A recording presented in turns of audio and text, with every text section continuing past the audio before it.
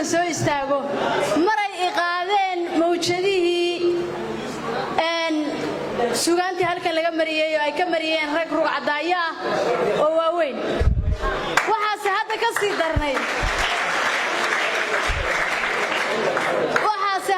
sii darnayd suugaan badan oo aan ka tiriyay walaaca aan ka qabo horumarka afka Soomaaliga iyo inuu god ku sii dhacayay gabaygu wax badan baa caawa halkan iga tirtirmay runtii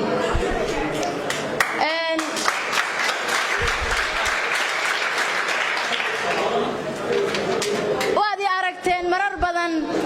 anoo ka qaylinaya in dhaqankii laga tagay dhaqankuna wuxuu sal u yahay suugaanta oo suugaantu musdambeedka iyo meesha ay u noqoto ama wax ka soo guranaysaa waa halkee waa mahmahdii waa agabkii aynu isticmaalaynay waa qaabkaynu u dhaqmaynay waa deegaankii waa xoolaheennii afartii meesi xoolaad aynu dhaqanaynay iyo qaabka aynu ula macaamilnay afartaa meesi xoolaad bay suugaanteennu salka ku haysay waxaan jeclahay inaan berri galab stanza inaan berri galab haddii alla yidhaahdo gabay hadda si ii ruxruxaya oo hadda curashadiisu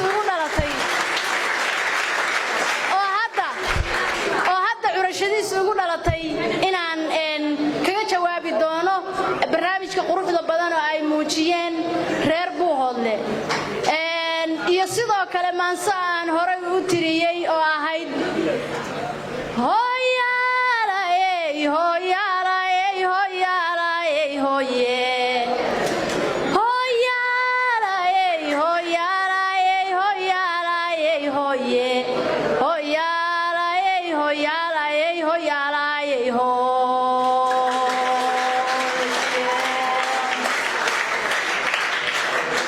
maansada qaybta hore kaliya walaacu kaga jira way qayb badan tahay waan idin wada dhamaystirayaa laakiin mawduucyo dhowr ah bay mid kasta wax ku dhufatay maansada carabka ku dhufatay qaybta hore waa walaacan ka qabo suugaanta la sii lumaysa iyo dad badan ay inta yiraahdaan suugaan yahanaan nahay ay meel xun kala dhacaan way jecel yihiin waan u garaabayaa suugaanta waa la jecel yahay laakiin aqoon darrana waa jirtaa qayb dhexa waxay ka sheekaynaysaa iyaduna jawaab u tahay raggu waxay yiraahdaan Suhayroy gabdhaha aad ugu hiilisaayo ma sheegtid ragga waxa yaabaha maaragtay kala duwanaanshaha ragga iyo dumarka iyo arrimaha ragga waxba kama soo qaadatid bay yiraahdaan taasina inta yarna waxay jawaab u tahay inaan halka ku tusayo in dhaqankii gabigiisiiba uu lumayo raggii iyo dumarku awal hawlo kala gooniya buu dhaqankeena iyo diinteenu u kala samaysay laakiin hadda wixii oo dhan waa isku dhex yaacsan marka taasa keenaysa in qayla timaado qaybta u dambaysana waxay sheegaysaa waxyaabo deegaanka ka mid ah oo lumay waxayna leedahay nimayahow saadi gabay baryahan waan ka saahidaye nimayahow sanadahan anigu waan siloonahaye suugaantii durin bagaliyo seefooda qareede kumayal si wabayaba soo kad loobsaday iyagoo silil dilyeynayay saxaan u haystaan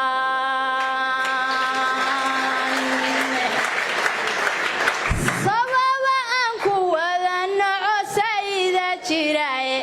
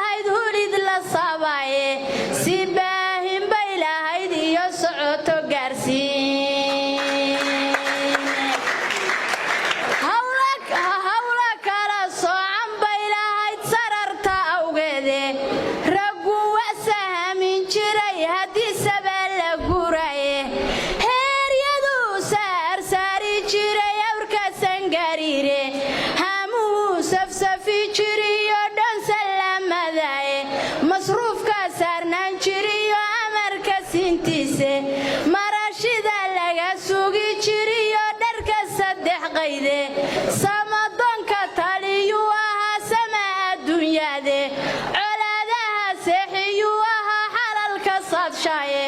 marna saajacdiriiru aha haddii lagu safadaye seefaha warmaha iyo dhambir sidadkiisa feejignaan sarraysuu lahaa sura ma aqoon haweenkuna soorta way karin jireen sidii la doonaye hararkay samayn jireen aqal la seexdaye sabiyada carruurtiiyo saqiiraday daryeelaane tiirka u saaran yahay aqalku oo sida alaabtoo dhan salka uu ku taagan yahay sahri way ka dhigan taye subagay iyadu lulaysa lagu subkoonayey ciirtii ay soo dhigtaan dhabanka saarsaarnay arigii ay soo fisaan subaxya maalaynay tolka suran xididsan iyo gacalka soo daalay sumalkii ay u loogtaan sina loogu garan waay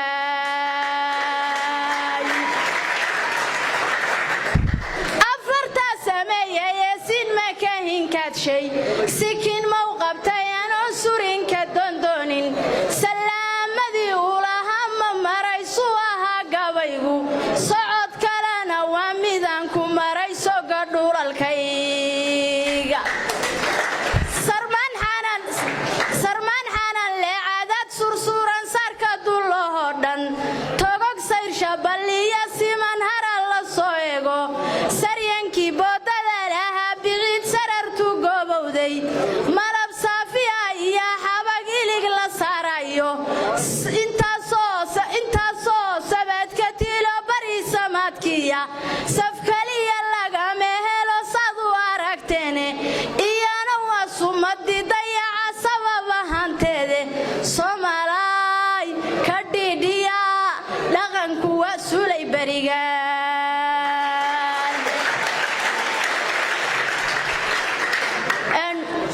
waxaan aad ugu mahadcelinayaa qabanqaabiyaashii barnaamijkan gabayada buuhoodle runtii barnaamijyada noocani saddex waxyaaboodba muhiim bay u leeyihiin waa midda koowaade waxay muhiimad u leedahay dee waxaynu markhaati ka noqonaynaa soo maahan gabayaayaasha ama ragga abwaanada ah ee sool sanaag iyo cayn ay maaragtay jiilkan xulan doonaan ama sanadkanba baynu markhaati ka noqonaynaa oo aan inoo gabmanayno noo dhuumanayn inkastoo halkan rag soo istaagay aysan kala dhicin waxaa kale oo ka mid ah iyadana faa'iidooyinka laga dhahalayo isdhexgal bulsho iyo wacyigelin fara badan oo ku jirta wacyigelin fara badan oo ku jirta dee maansooyinkii sugaanta dadka da'da kala duwan ee halkan ka soo dayn doonaan mid saddexaad baa jirta iyadana oo aad muhiim u ah taasoo ah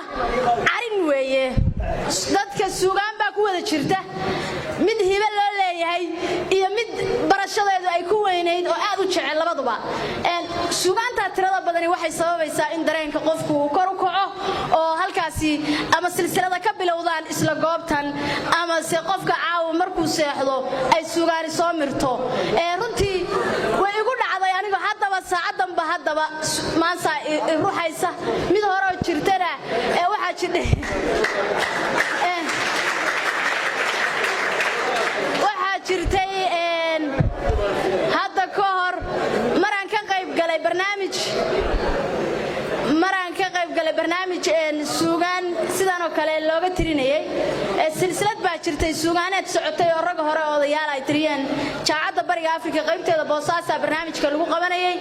odayaashii markaa waxaa ku jiray laba nin oo labaduba gabar doonaya mid wuxuu ahaa reer miyi oo gabadha wuxuu rabay inuu miyi u kaxaysto midna wuxuu ahaa kalluumaysato wuxuu rabay gabadha inuu dhinaca iyo badda iyo xeebta la aado labada ninba gabadha way u maansoodeen mid kasta wuxuu lahaa kaalay annagana raac micnahaas adoo nugu yaqaan mahada noo kaalay baa la yidhaahdaa maansada marka dee gabadhii lama hayn inay jawaabtaana la rabay gabadhii goobtii bay iga dhalatay marka anigu inaan jawaabo oo aan gabadhii noqdo muddaana gabadhaa la raadinayayo waa horaa maansada la tiriyey anigana habeenkaasaa iigu horraysay marka waqtigu waa yaryahay waxbaan rabaa inaan idinka taataabto intii aan ka iri qayb ka mid ah marka hore salaamanid ummad yahay mudankiiyo maaxdiiyo abwaankiiyo madaxdu ay ka buuxdaan midigtayda joogtay bidixdayda madasha hortay ka muuqdo micnaha iga dhuuxow murtidaan siday tiri maankayga laga qoray muraadkaygu uu yahay maansadii xalayto maqribkii gadaasheed abwaan suufi mariye ma hadal noo kaala iyo muxubo ugu yeeree ninka miyiga joogiyo jaajiga badmaaxa amroonsiisay dhowr jeer mindiyaha u dhiibtee mid waliba tooq iyo meesha uu marayo waxa uu macaashiyo maqaamkiisa qeexdee tartanka u muraadee mahada jawaabtii hadal laga maleeyaa miyirkayga qaadoo maraan galin dhexaadkii madaxayga firashiya dabniin ugu maqnaabaan milicsaday doodii maankayga jiidhee mahada iga yeeshee jawaab ugu maqnaaday waxaan iri ma siman yihiin ninka miyiga joogiyo jaajiga badmaaxa masawir baan ka qaado moodkay dhaqdaan iyo maalkay lahaadeen mid kastaba halkee buu hidii iska moosaa martisoor markay tahay midkee loo muraadaa martisoor midkay tahay midkee loo muraadaa garnaqaad martisoor markay tahay midkee loo hooyaadaa garnaqaad markay tahay midkee loo muraadaa markaan hoos u daadegay masawirkiina kala furay isiri mahadooy marwa qaaliyaa tahay curad muunad laa tahay dhaqan mudata baa tahay hidda meerayaa tahay saddex qaydka marashada midu xirata baa tahay boqorkiiyo dhaclaha ku mishaaxda baa tahay gaari mudan ayaa tahay kasku miisan yaa tahay raggan meesha joogana muran baa dhex yaallo aday kaamir sugayaan anoo hadallada macaan kale farriinta muraad kale aan eex ku miisayn aflagaada marinayn midka aan miciin biday ninka miyiga joogiyo maxamed soo maaha marka la isku miisee farduhu ismarayaan marka la isku miisee warmuhu murmurayaan marka la isku miisee xinjuruhu murmurayaan gumaysiguna mabda iyo maamul uu astaysto dhulka muruq ku haysto maatida iyo carruurtuna isha miraq ku haysto nabad ayaan malaynayn micna yeelan kari waa ninka biyaha maaxee military jira iyo geesiga macquulka anna aan miciin biday ninka miyiga joogiyo maxamed soo maaha marka ay martiyo timid gaajadu ku maran tahay inta aan malay iyo wax wada madoowan magacood la garanayn xaniid min qaadayaallo maantadii horeeto siico mataataxay dhunta ayaan marin karin hortood mutuxilaa midka dheeha maalo awr mindida mariyo maraq qurur u keeno ardaa u meegaaro wixii hore ka mayro anna aan miciin biday ninka miyiga joogiyo maxamed soo maaha waa mahadsantihiin reer buuhoodle allah idin sharfo barnaamijkana insha allah guul buu inoogu dhammaanayaa haddii alla